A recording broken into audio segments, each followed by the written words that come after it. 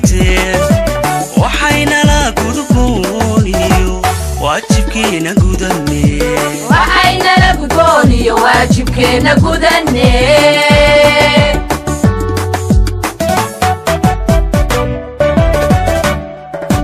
gacmo wada jir weeye inaan gebi ahaanteen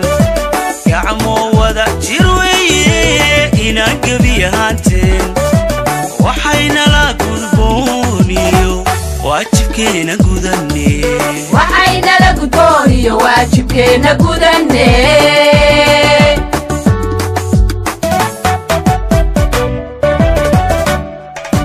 guud ahaan dadkaygo adigoon iskala gurin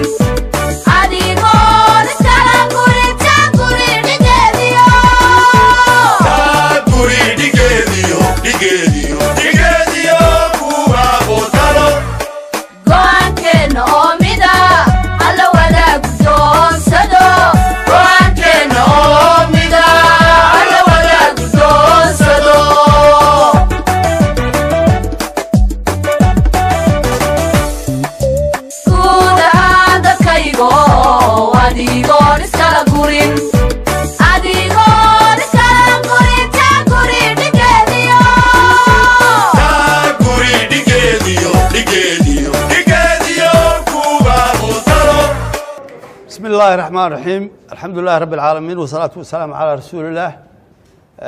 مركب الرئيسة وحنا سلامنا إدينك يو تدويرها جمهورية الصومال لانبا مجا وفتها وهجامي مدحونها جمهورية الصومال لان ما أنتي دويتو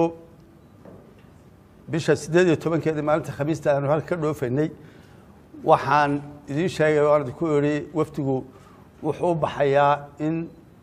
دناها كده حياة إسكاشية يحوط قبسية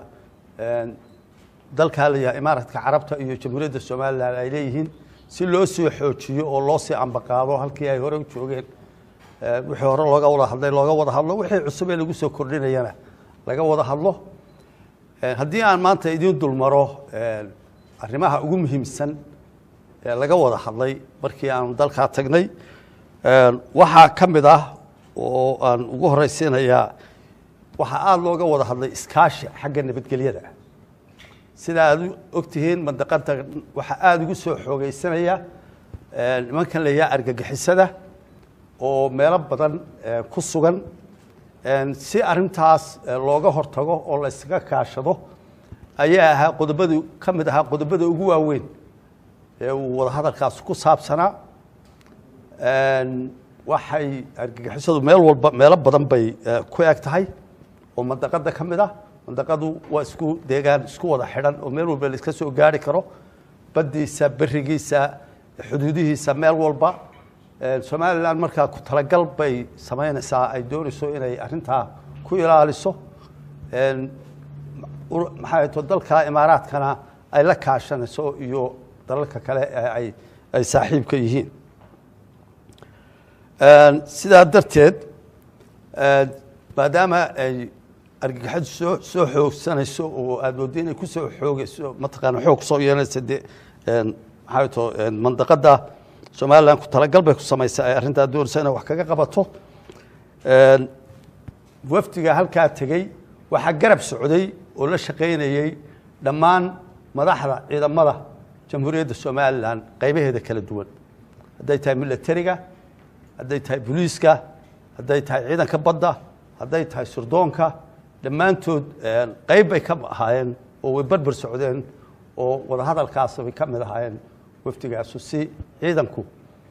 ay wixii iskaashi iyo tababaro iyo maxay to heshiisyo kale ay soo galayaan ay u soo galaan wixii baahidoodu tahayna ay u dhiibtaan qayb bayna ka ahaadeen waana ka soo qayb qaateen inta waxaan ku darayaa oo wehelisay arinta nabadgelyada arrimo ku saabsan muhiim oo ku saabsan xagga dhaqaalaha waxaan idinka sheegi karaa kuwa ugu muhiimsan waxa ka mid ahaa in jamhuuriyadda Soomaaliland iyo dalka Imaaraadka Carabtu ay si wada jir ah u sameeyaan hay'ad dhoofisa xoolaha reer Somaliland oo iyadu markaa qaada oo markaa u sii gudbisa caalamka intiisa kale ama dalalka carabta ha noqoto ama dalal kale oo ka sii fogba ha noqotee hay-addaas inay xoolihii furto oo qaado oo geyso dalalka kale caalamka u baahan awal caqabadadku ay hortaagnayaan xoolaheena si ay looga gudbo arrintaasuna waa arrin weyn oo la soo galay oo iyadana la filayo inay wax weyn dhaqaalaha dalkan ay wax ka qaban doonto qodobada kale aad looga wada hadlay muhiimka ahaa waxaa ka mid ah sidii Somaliland bankeeda dhexe ama central bank waxa la yiraahdo loo xoojin lahaa dal kasta dhaqaalihiisa qayb weyn buu ka yahay banka ayaa dalka haya maxayto maaliyadiisa isaga xukumo oo qorsheeya wax badan buu ka tiri karaa central bank haddii uu dhaqaale haysto ganacsatada yaryar iyo ganacsatada waaweyn iyo hawlaha kale faraha badan ee horumarka ayuu maalgeliyaa wax amaahiyaa siiyaa soo dejiyaa lacagta wuxuu ilaaliyaa maxayto qiimaheeda ayuu ilaaliyaa arrinta bankeenu sidii awoodii loo siin lahaa iyo kartidii oo hawlaha ku gudan lahaana waa arrimaha laga soo wada hadlay oo la isla soo afkartay oo laga shaqeynayo arrimaha kale muhiimka ah ee arrinta dhaqaalaha la xidhiidha ee laga wada hadlay waxa ka mid ah airportkii berbera ee aad maqlayseen inuu markii hore ka mid ahaa qayb ka mid ah maxayto saldhigga ama halka imaaraadka carabtu ay ka samaysanayaan waxaa la isla gartay in airportkaasi uu noqdo mid diyaaradaha rayidka iyo kuwa ganacsiguba ay ku degi karaan oo ka shaqaysan karaan oo ku degi karaan ee aan ku koobnaan doonin ama intiisa badan looba isticmaali doonin saldhig military oo mataqaanaa airport military taasuna qodobada ugu waaweyn ee la soo afkartay ayay ka mid tahay waxa ku jira qodobo badan oo kale oo waxtar ah oo ay ka mid yihiin maxayto imaaraadka carabtu inay Somaliland aad uga caawiyaan xagga beeraha horumarinta beeraha oo ay maalgelin badan ku sameeyaan